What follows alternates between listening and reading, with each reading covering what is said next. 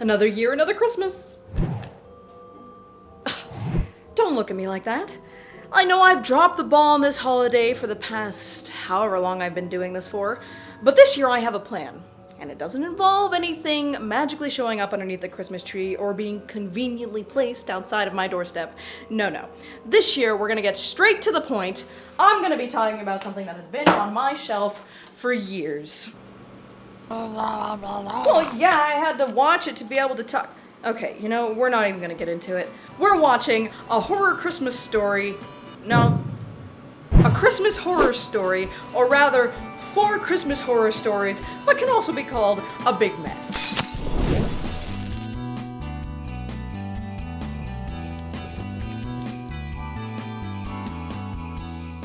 I knew nothing going into this, like most things in my life, but I gotta say, I think the cover says it all.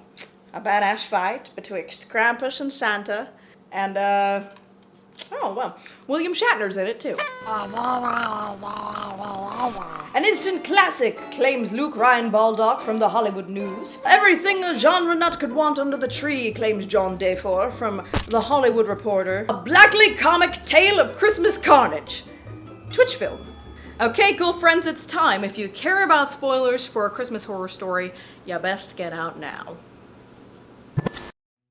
It's Christmas Eve and we start out at Santa's workshop, but that doesn't last too long as a mysterious knocking at the door shoots us through a bright light to 12 hours earlier. But William Shatner is there, playing the part of a radio host. How much do you think you get paid to make this movie? Talk about Jesus on the radio. Honestly, Because it's right, folks? And speaking of I feel like you'd be the kind of guy who's like, you don't even have to pay me. I'll do it. I'll just do it. Just take one look at the script and be like, I'm on. So, a spooky murder happened at this school on Christmas Eve. Are you wondering why the story switched so fast? Well, I was wondering that too. Now, earlier I said this was a big mess. As you'll soon see, each story doesn't really give you enough time to develop any investment as to what's going on. It just flip-flops you back and forth. Either way, these kids are on their way to the school where the murder happened, and it just so happens to be Christmas Eve. I wonder what could happen.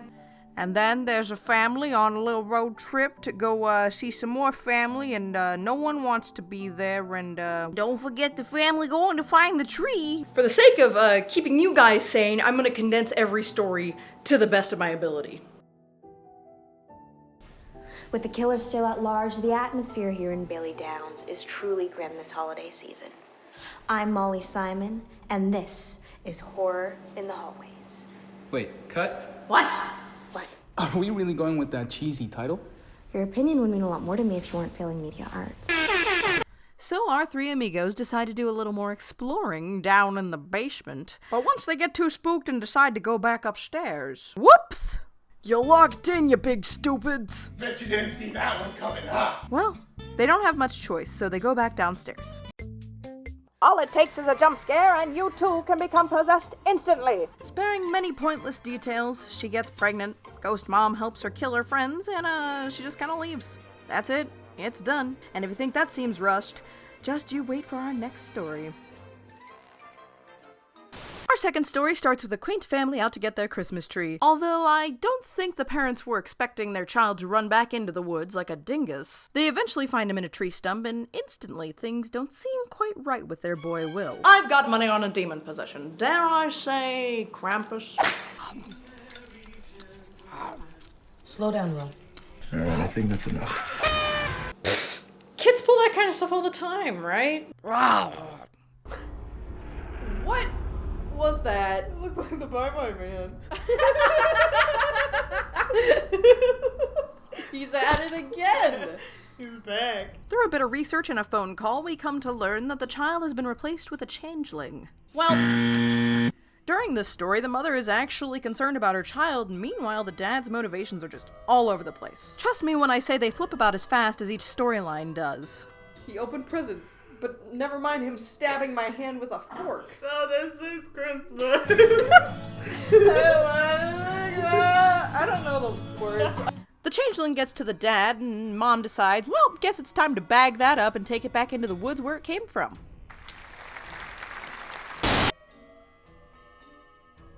Nothing like a nice family outing for Christmas Eve. Except the father failed to mention, oh, we're just gonna drop in on my old evil aunt. Aha, yeah, we also didn't tell her that we're gonna show up. Things are awkward, and they talk about Krampus a little bit. On Krampusnacht, the demon hunts the wicked from sunset to sunrise. That's fun. He comes for little boys who touch things they shouldn't. Oops. So, turns out your kid's a little shit. After that lovely evening with the fam, they get stuck in the snow. But instead of using their four-wheel drive or calling AAA, they just get out and leave. That's just what happens. The family ends up hiding out in a church, still missing their boy Duncan, when a particular bomb gets dropped by the daughter. Mom, the day our cat disappeared, I found Duncan in the garage with a garbage bag. Oh my god.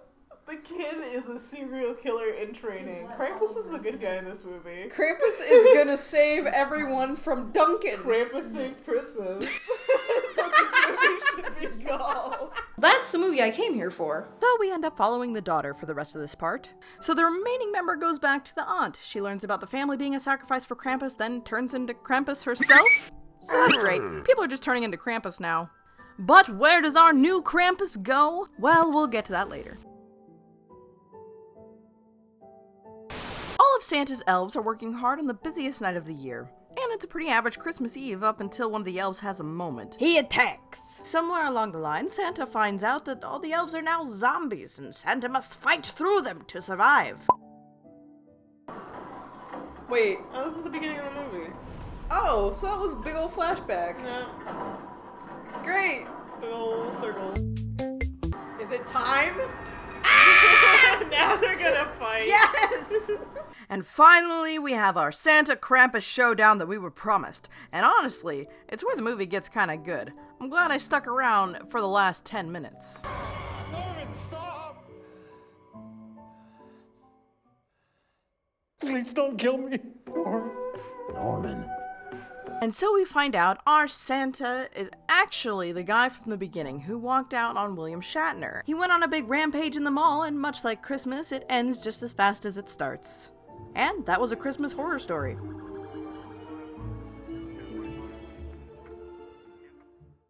Despite this movie not being that great, there were a couple things that made this movie okay. Something that was set up quite well was the transition from Santa's workshop gradually looking more and more like a mall as the story progressed. The whole time you get a sense that something isn't quite right, leading up to our finale where we learn that our Santa was actually the Christmas crank from the beginning of the film who walked out on Shatner. They clearly had a team that knew what they were doing when it came to visuals, but when it came to the storyline, I just don't think the writer had enough time. In the behind the scenes, the director actually mentions how many ideas he had and how little time there was to make this movie. If I recall correctly, he said he had about 6 months to put all of this together. This movie would have been more successful, in my opinion, of course, if it were set up in a more organized way where each story had a bit more time to establish itself without flip-flopping so much. And then, like a lot of anthologies do, just comes together at the end. This movie could have even been more engaging if they had stuck to 1 or 2 of the storylines as opposed to all 4 of them. If this movie had been about a Santa going on a rampage, like a mall Santa, and then he goes on a rampage, starts killing a bunch of people, then Krampus busts in and starts saving Christmas. Krampus saves Christmas. I would have been all over that. Well, that was fun. We got to watch a Christmas movie, and don't know if I'll watch it again. Happy holidays, and I definitely can't make up stuff on the spot, but here we go.